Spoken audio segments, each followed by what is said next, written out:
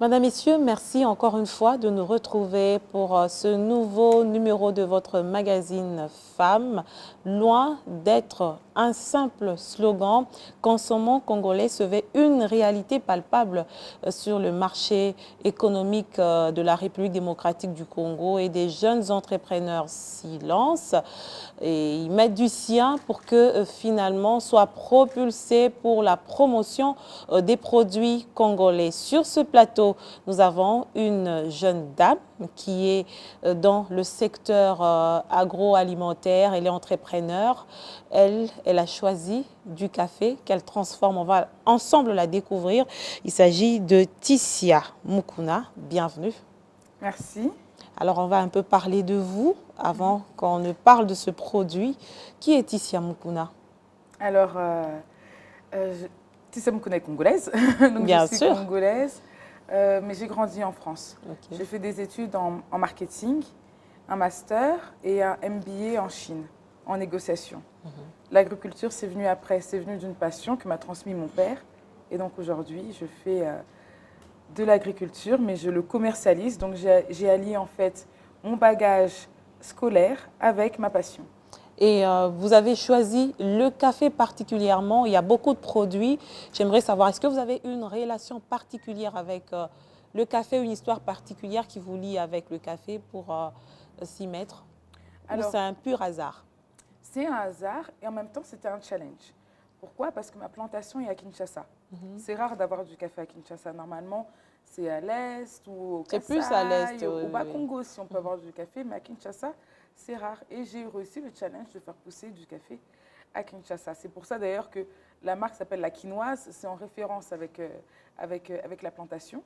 Et donc voilà, le café, c'est aussi venu sur le fait que c'est un vrai produit qui demande vraiment une transformation. C'est un peu comme le vin en France.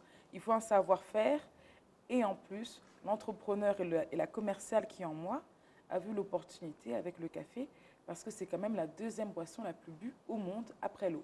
Après l'eau, oui. Et ce café, vous avez choisi de le planter ici à Kinshasa. Quel risque? Effectivement, c'est un risque parce que pour avoir les cerises d'un caféier, il faut attendre 3 ans. Donc 3 ans à se dire si ça marche, si ça ne marche pas, c'est un peu compliqué. Quand j'ai commencé à planter, je l'ai planté en fait avec mon père. On avait commencé à planter un peu comme ça, pour voir si ça allait pousser. Sans vraiment se Et il fallait attendre 3 ans pour voilà, avoir les résultats. Quelle patience! J'étais encore étudiante, donc on a un peu fait pousser comme ça, et puis ça a poussé.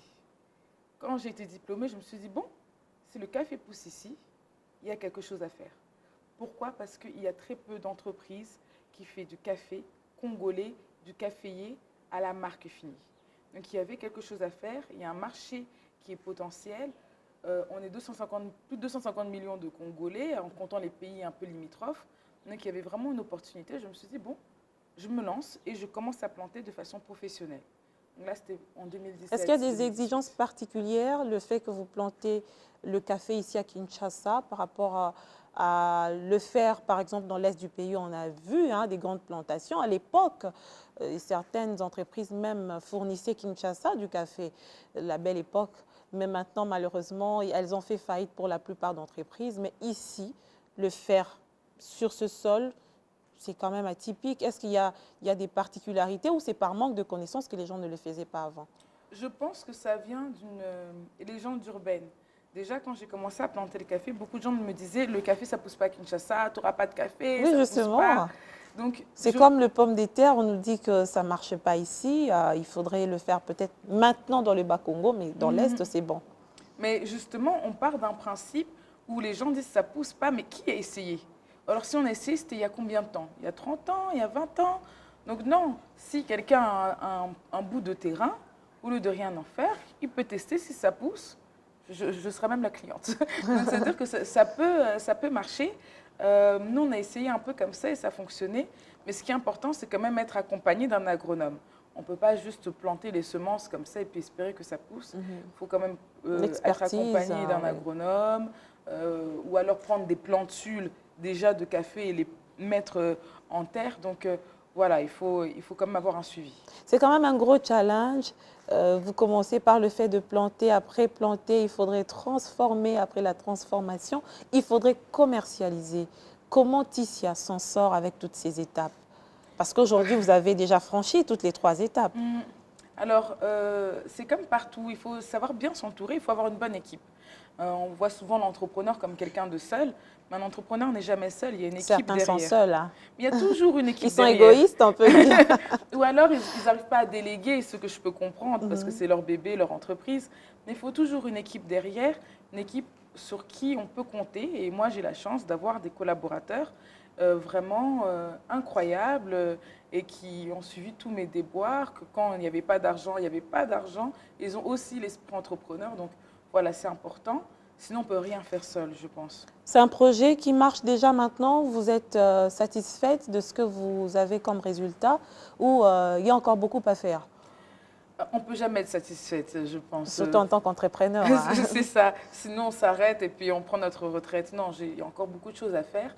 Notamment, j'aimerais faire des unidoses pour que tout le monde puisse avoir le café en dosette. Les gens qui peuvent juste acheter comme ça un coup.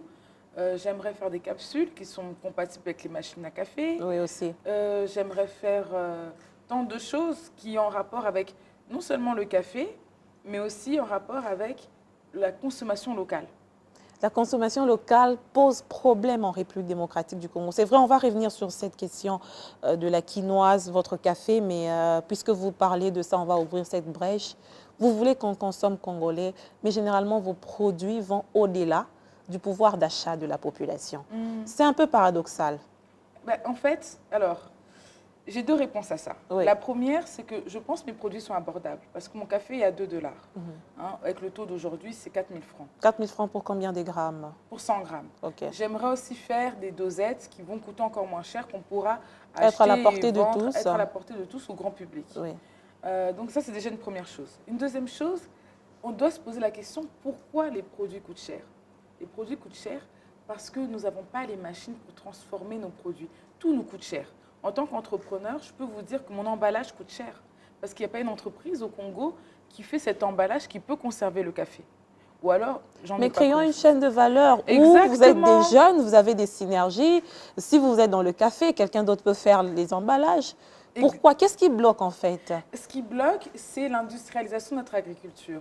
Ça, c'est mon cheval de bataille de dire qu'il faut industrialiser notre agriculture. Oui. L'industrialisation, c'est quoi? C'est de se dire, par exemple, on a des tomates, mais on importe nos concentrés de tomates et notre ketchup. C'est pas normal. On devrait avoir une usine qui permet de transformer ces tomates en autre chose. On a des oranges. On a des ananas, les jus sont importés. Mais les jus viennent d'Angola, de je ne sais où. Pourquoi on n'a pas des jus ici? Donc, il faut industrialiser notre agriculture. Il faut faire cette chaîne de valeur que vous mentionnez. Le problème maintenant, c'est qu'elle n'est pas là et on ne peut pas tout faire seul. Moi, je me bats pour justement faire du café produit fini et ne pas le vendre à des grands groupes, mais que ça reste congolais. Il faudrait qu'un autre se batte pour faire les emballages, qu'un autre se batte pour produire telle et telle chose dans la transformation des produits. Donc, l'industrialisation de l'agriculture, ça doit... D'ailleurs, moi, j'aurais même mis un ministère agriculture et industrie en vrai, parce que les deux vont de pair. Ils doivent travailler ensemble. Et ça, c'est important pour qu'après, les entrepreneurs puissent baisser leurs prix, parce qu'ils n'importent plus. Ils n'ont plus à payer la douane, les transports, et donc pour amortir, ils sont obligés de mettre des prix hauts. Donc, consommons congolais, jusqu'ici, c'est quand même un slogan creux? Non, pas vraiment, parce que aussi, il faut savoir qu'au-delà des entrepreneurs, beaucoup de Congolais pensent que parce que c'est congolais, c'est pas bon. Ou alors que les produits importés sont de meilleure qualité. C'est un problème aussi de mentalité. C'est un problème de mentalité. Oui. Je pense qu'il faut faire une campagne sur la consommation congolaise. D'ailleurs, là, je travaille avec d'autres entrepreneurs qui font du jus, du pain, qui font de la confiture, tout ça, du thé. Et on a fait une campagne ensemble, une vidéo où on voit une famille congolaise en train de prendre son petit déjeuner. Donc avec le thé, le café, tout ça, pour montrer qu'on peut faire un petit déjeuner 100% congolais, sans produits importés, et tout est bon, tout est accessible. Mais à un prix assez élevé. Ça dépend. Le pain, j'ai une amie qui fait du pain, il est très accessible, il est très très accessible. Les pains à l'écran sont très bons, très accessibles. Mon café, j'ai envie de dire que c'est un café accessible aussi. Oui, accessible aussi. Il y a du thé, Bulukututi, c'est accessible. Donc on peut trouver... La confiture Manitech aussi accessible. La confiture Manitech également aussi Oui, accessible. Donc je pense qu'on peut vraiment faire des repas congolais, il faut juste nous faire confiance. Je ne sais pas, est-ce que vous avez déjà vu un Japonais acheter du riz chinois? Jamais. Un Japonais ne va pas acheter du riz chinois, il va acheter du riz japonais. Mais nous, les Congolais, pourquoi on achète des produits d'ailleurs alors qu'on a tout Il ici? y a beaucoup de méfiance en fait. En étant de plus en plus sur le marché avec certains clients, je le remarque aussi, quand vous présentez par exemple du riz qui a été produit ici, la première question, est-ce qu'il est bon comme? On vous donne un exemple d'un riz importé. Alors qu'il faudrait se faire confiance aussi à un certain moment. Il faut changer les références. On a trop des références de pays qui viennent d'ailleurs. On veut une voiture allemande, on veut un riz d'Asie, on veut un thé du Maroc. Il y a trop de références. Mais parce qu'il y avait un vide étrangères. aussi, hein, le temps que les gens s'habituent, ça va prendre du temps. Vous êtes d'avis avec moi qu'il y avait Ça un prend du vide temps. sur le marché. Effectivement. Ça a pris du temps pour qu'aujourd'hui, vous ayez une idée de mettre en place un café. Il y a 3 ans, il y a une autre personne qui a fait de confiture, il y a 5 ans. Mais ça va prendre du temps pour que les mentalités changent. Mais seulement, est-ce que vous travaillez, vous avez donné un exemple sur ça, mais il faudrait travailler davantage sur ce changement de mentalité. Vous attendez quoi des Congolais, vous entrepreneurs? Moi, j'attends des Congolais qu'on consomme, qu'il y ait la préférence nationale, tout simplement. C'est-à-dire que si je suis dans un magasin, j'ai le choix entre un thé A et un thé B, je choisis le thé qui vient du Congo, qui est la préférence nationale. J'aimerais qu'il y ait ça parce que ce serait très difficile d'exporter si nous-mêmes, on ne consomme pas nos propres produits. Comment je peux attendre à ce qu'un jour en France ou au Cameroun, on consomme le café, la quinoa, si même ici, on ne le boit même pas? En fait, c'est pour dire que même les chocolats suisses, les Suisses mangent du chocolat suisse. Le vin français, il est d'abord consommé en France. Le vin français est consommé en France. Aujourd'hui, les Chinois sont fans des vins français. Mais d'abord, eux, ils ont déjà la préférence nationale. Donc là, vraiment, c'est un effort qu'il faut faire. C'est des campagnes, c'est la sensibilisation. J'imaginais même avec l'ANAPI faire un brunch 100% consommation locale, où on montre comment on peut faire avec la charcuterie, le fromage, tout ça, des plats locaux et bons, qu'on n'a pas besoin tout le temps. Je ne dis pas qu'il faut bouder tous les produits importés, mais il faut laisser la chance aux produits locaux. On espère que ça va marcher, hein, cette campagne de changement de mentalité, pour que les Congolais davantage consomment les produits nationaux, les produits locaux. Ça fait d'ailleurs partie d'une campagne initiée par la plateforme Bisso. C'est une plateforme qui milite pour les changements de mentalité, initiée par l'ambassadeur Jean-Pierre Moutamba il y a quelques années. On a fait que la promotion des produits congolais. Et je crois que de plus en plus, ça devrait être ancré dans nos têtes, de pouvoir nous promouvoir mutuellement. Vous êtes jeune, vous êtes femme, vous avez beaucoup de défis en même temps. Est-ce qu'il est un peu plus difficile pour vous de travailler en tant que femme ou c'est plus aisé? Soit je peux reformuler ma question autrement. Il vous est plus facile de... Est-ce que vous rencontrez un peu plus de difficultés en tant que femme? Au prime abord, c'est-à-dire que quand je dis que je suis agricultrice, des gens ne me croient pas parce que je n'ai pas l'air forcément d'une agricultrice. Vous êtes bien maquillée. On s'attend peut-être à un jeune monsieur avec un chapeau de Oui, paille, hein. je ne sais pas. Mais du coup, Avec des bottes, tout c'est ça. ça. Donc les gens sont plutôt surpris. Vous avez l'air de quelqu'un, une femme dans son bureau. Voilà, ou alors Une on va banquière. me prendre pour même la secrétaire ou la Oui. fille de l'agriculteur qui l'a envoyé faire quelque chose. On n'imagine pas que c'est vraiment moi qui... Parfois, ça vous frustre, cette image-là qu'on Oui, ça qu'on a peut de me vous. frustrer parce qu'on ne me prend pas au sérieux, on va me sous-estimer. Mais après, ça ne me dérange pas non plus parce que c'est le meilleur moyen de surprendre les gens et de plus facilement retenir leur attention. Ok. Parce que comme ils se disent, non, c'est pas possible, elle ne fait pas ça. Et puis, ils vous entendent parler et puis ils disent, ah, mais elle est intelligente cette petite. Et on nous retient plus facilement que si on avait l'air d'exactement le métier de l'agriculteur. Et là, peut-être on est plus facilement oubliable parce qu'on ressemble à tant d'autres agriculteurs. Donc, être une jeune femme, ça peut aider effectivement. En même temps aussi, c'est un atout. En même temps, c'est un atout effectivement parce qu'on On se souvient plus facilement de mon passage. Là où ça peut être désolant, c'est quand on ne me prend pas au sérieux ou alors quand je vais aller avec mon agronome quelque part, quelqu'un va regarder que mon agronome, s'adresser qu'à mon agronome et moi, c'est comme si j'existais pas. Et même quand je pose des questions, on va répondre en regardant l'agronome. L'agronome, oui. Ah, mais je suis là, je travaille aussi. Et non, on nous oublie un peu en disant non, c'est pas possible qu'elle puisse avoir cette connaissance-là. Et ça vous a pris combien de temps entre le jour où vous avez eu l'idée de vous lancer et le temps de matérialisation? Parce qu'aujourd'hui, vous êtes à l'étape de matérialisation. Ça vous a pris combien de temps? Aujourd'hui, on est carrément en commercialisation, on est déjà dans les boutiques, Oui. mais ça nous a pris 3 ans. Donc il faut de la patience, l'agriculture c'est beaucoup de patience. Donc il faut de la patience, il faut savoir pourquoi on le fait, il faut avoir une vision. Parce que sans vision, on abandonne. Au bout d'1 an, on abandonne parce qu'on a investi, on ne voit pas les fruits de notre investissement. Il y a des produits qui sont plus faciles en agriculture. Il y a les tomates, ça pousse plus vite, les cacahuètes, ça pousse plus vite.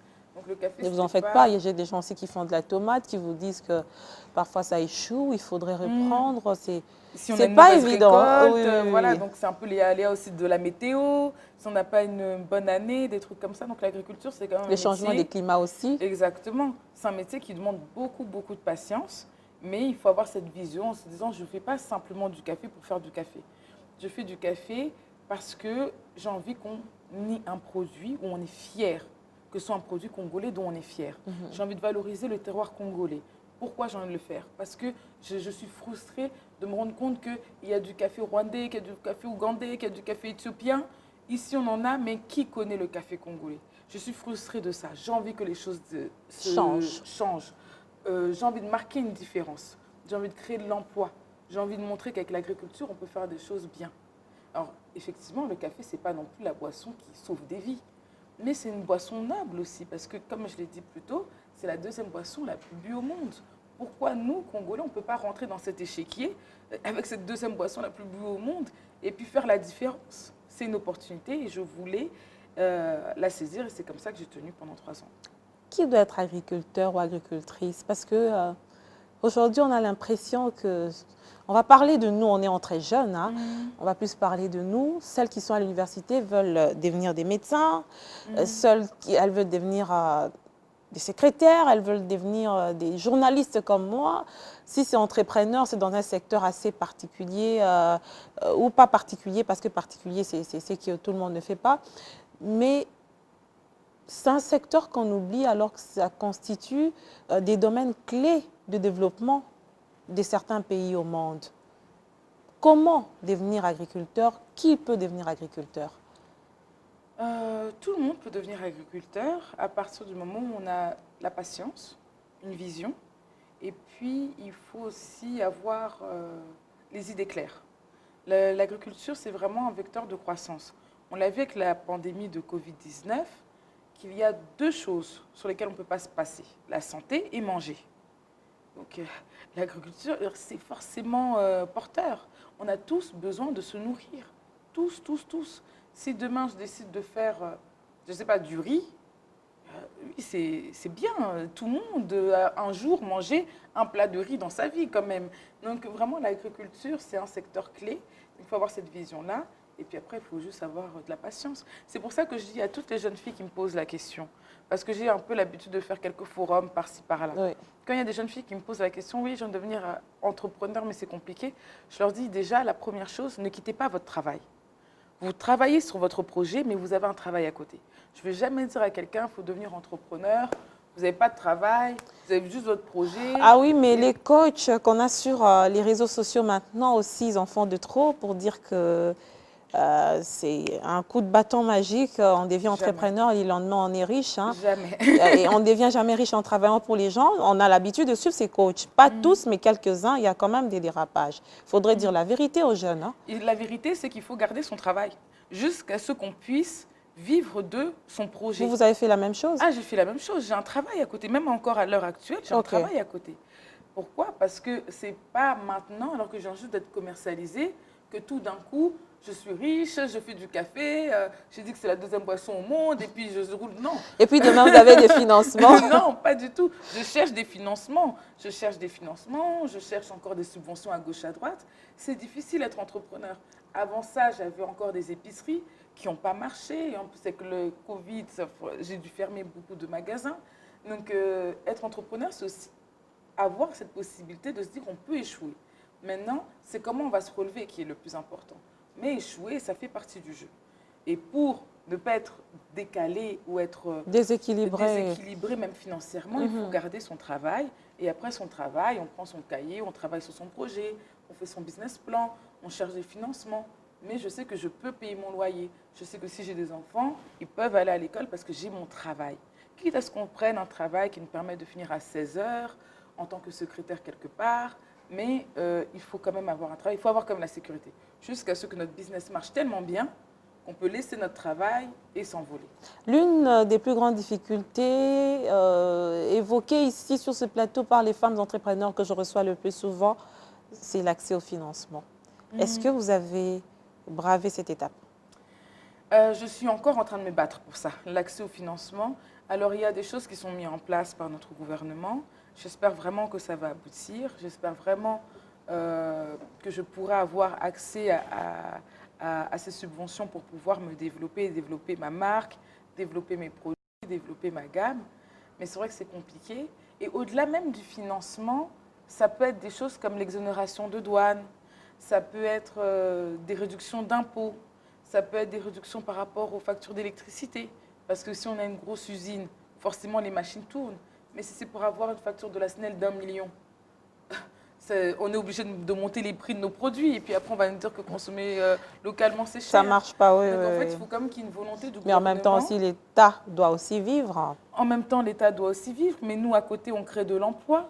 Toutes ces personnes qui travaillent à l'atelier, qui apprennent un métier, qui apprennent à travailler une machine qui est nulle part ailleurs, ils deviennent des professionnels de cette machine. Ils ont vraiment un savoir-faire.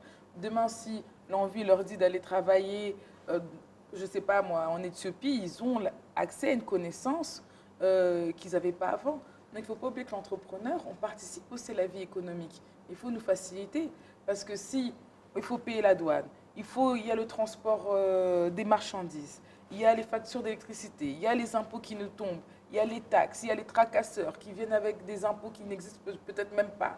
Il faut payer à gauche, il faut payer à droite. Donc, il faudrait qu'il y ait une certaine régulation dans les domaines des taxes à impôts et des facilitations, des allègements par rapport à certains frais que vous devez payer, c'est ça? Exactement, proportionnellement à ce qu'on apporte à la société. Okay. Si je suis entrepreneur parce que j'achète des sacs en Chine et je les revends dans un magasin et que j'emploie personne, ça c'est une chose. C'est autre chose, oui. Mais si je fais quelque chose où j'ai 3-4 boutiques, j'emploie des gens, j'ai des gens dans un atelier et qu'on sort, je crée quand même... Et surtout que c'est purement congolais, il faudrait encourager d'une manière ou d'une autre. Exactement. Nous faciliter aussi à l'exportation, qu'on puisse exporter nos produits plus facilement.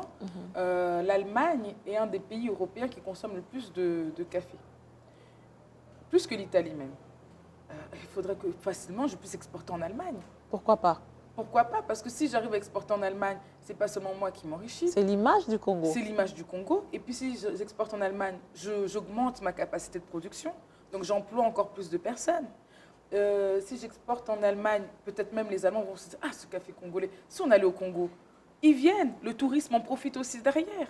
Donc, avoir des entrepreneurs qui rayonnent internationalement. Ça relève de toute une politique qu'il faudra mettre en place par le pays. J'espère que, parce que plusieurs fois, on a vu des forums, on a vu des ateliers pour encourager les investissements purement congolais. Malheureusement, on a l'impression qu'on tourne plus dans la paperasse et pour passer dans la matérialisation, ça pose toujours problème ici au Congo. Ce sont des recommandations qui restent sur papier.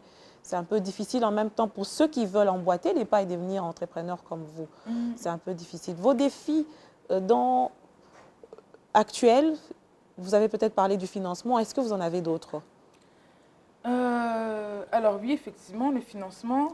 J'ai des défis dans le sens où j'ai envie d'élargir ma gamme. J'ai pas trop envie d'en dire maintenant. Ah oui, il ne faut pas mais- déballer toutes ces stratégies, hein. Exactement. Surtout quand parlait de la concurrence parmi les jeunes, lorsqu'on voit Tissia se lancer dans le café, le lendemain, c'est 2, 3 autres jeunes qui veulent faire la même chose alors que le champ est assez large. Alors moi, je dis toujours que la concurrence doit être, ça doit être stimulante. C'est-à-dire que si quelqu'un demain fait du café, qui veut appeler la cassaïenne, ça doit être stimulant. J'aurais préféré que la personne fasse du sucre, la cassaïenne. Moi, j'ai fait le café, la quinoise. On travaille ensemble, on fait même un petit paquet, Oui. petit déjeuner. Vous voyez, donc on peut, le marché est large. On ne doit pas se piétiner pour des frivolités. Surtout quand on est jeune. Surtout quand on est jeune, surtout quand il y a tant de choses à faire dans notre pays. Il y a tant de... Je ne sais pas, on connaît les mayonnaises qui sont locales, je ne suis même pas sûre que ce soit local, mais je ne crois pas qu'il y ait de ketchup, par exemple, made in Congo. Je n'ai pas encore vu. Ça sera intéressant. Ça sera intéressant. Je sais qu'il y a quelqu'un qui fait du chocolat dans l'Est, Oui. vraiment congolais. Et c'est bien emballé, hein. Donc, tout ça, on peut se différencier. Il y a tellement de choses à faire. Et puis, ce qui est dommage, et bon, ça, je pense que c'est à cause des réseaux sociaux, c'est que les gens se fient beaucoup à l'image. Ça veut dire qu'on va peut-être me voir dans l'émission en se disant « Ah, c'est bon, là, maintenant, elle a bien réussi et compagnie, elle se fait de l'argent. » Les gens ne voient pas les difficultés. Et c'est l'image aussi que vous vendez aux jeunes sur les réseaux sociaux. Ah, moi, je dis toujours la vérité sur mes réseaux sociaux. Ah, sur mes réseaux sociaux, je dis quand je Est-ce qu'il vous arrive de vous réveiller le matin et dire là, ça n'a pas marché, j'ai galéré, j'ai fait une perte, je suis bloqué, je suis coincé, ou bien de rendre par exemple un témoignage, j'avais telle difficulté, j'ai fait ceci et ça a marché, je me suis relevée. Ce n'est pas ça qu'on voit forcément des entrepreneurs. Les coachs nous vendent des images, bon moi je ne vous appelle pas coach, mais je parle de ceux qui sont coachs entrepreneurs, ils nous vendent par moments des images assez exagéré de la réalité, très loin de ce qui est vrai. Et c'est pourtant dommage parce que la réalité est bien plus difficile. Entrepreneur, ce n'est pas un métier facile, hein. J'aimerais bien rencontrer ces entrepreneurs qui trouvent que c'est facile parce que moi, je ne vois pas en quoi c'est facile. C'est très compliqué. J'essaie de toujours dire la réalité. J'essaie de dire qu'il faut garder son emploi. J'essaie de dire que oui, j'ai eu des business qui ont fermé. J'ai eu des loyers impayés pendant très longtemps parce que justement, je n'arrivais plus à joindre les deux bouts. J'ai investi de mon argent personnel que je n'ai jamais récupéré. Donc non, il y a une réalité quand même à être entrepreneur. C'est pas simple. C'est pas simple et je ne laisserai personne dire que c'est comme si on prenait le bateau vers la plage de la richesse. Non, non. Mais à ce stade, entre nous, vous êtes quand même stabilisé. Vous savez payer ceux qui travaillent pour vous, vous savez payer vos loyers. Oui. Il y a une certaine stabilité qui se dessine déjà. Oui, mais je n'ai pas caché que j'ai attendu 3 ans pour tout ça. Donc la première année, et c'est pour ça que j'ai envie de faire un gros coucou à mon staff, mais la première année, parfois je leur disais, les gars, ce mois-ci, c'est difficile de vous payer. Et ils sont restés. Et c'est ce genre d'équipe qu'il faut. Des personnes où parfois... on ne trouvait pas de solution, on finissait à minuit, tous. Et, ou même on faisait des nuits blanches parce qu'il y avait un problème à gauche ou à droite. Je pense à mon ancien premier business. Il y a des moments où on faisait des nuits blanches. Moi, dans la voiture, je faisais le taxi pour déposer tout le monde. Non, ça a été quand même très compliqué. Et je reviens de loin quand même aussi. Hein. Vous venez de loin et aujourd'hui, la jeune fille congolaise, elle a tendance à vouloir... aussi se valoriser dans la société. De plus en plus, il y a quand même des jeunes qui posent des actes assez louables, qui sont visibles, qui ont de l'impact. Mais à côté de cette jeune fille, il y a une autre que l'on ne voit pas forcément, qui est désespérée, qui est dans la dépravation des mœurs, il faudrait qu'on se le dise de plus en plus. Aujourd'hui, en tant que femme entrepreneur et en même temps leader aussi, puisqu'il y a des gens qui vous suivent, est-ce que vous avez un message particulier à adresser à cette autre catégorie de la jeune fille? C'est très compliqué parce qu'effectivement, il y a 2 façons de réussir. Ouais. On peut avoir un poste parce qu'on a beaucoup bossé et on s'est battu, et on peut avoir un poste parce qu'on a couché avec le patron. Oui, aussi. Donc, on peut dire les choses comme elles sont. Sauf qu'on n'a aucune fierté quand ça part dans la facilité. Quand on ne s'est pas battu, on n'arrive pas à profiter réellement de la chose. On a une conscience chargée. On a une conscience chargée, on n'est pas fier. Hein, et on ne s'est pas battu, donc on ne s'est pas profité réellement du boulot parce qu'on n'a pas transpiré, on n'a pas sué. Et il faut aussi quand même donner un autre message que dire une femme, elle accède à tel et tel poste parce qu'elle a fait telle et telle chose. Il faut que nous, déjà, et c'est vrai qu'il y a aussi de ces messieurs qui vont faire des propositions indécentes à Donc des la jeunes filles. responsabilité est partagée. La responsabilité C'est est la partagée. fille elle-même et aux hommes aussi qui pensent qu'il faudrait utiliser la Exactement. femme de cette manière-là. Exactement.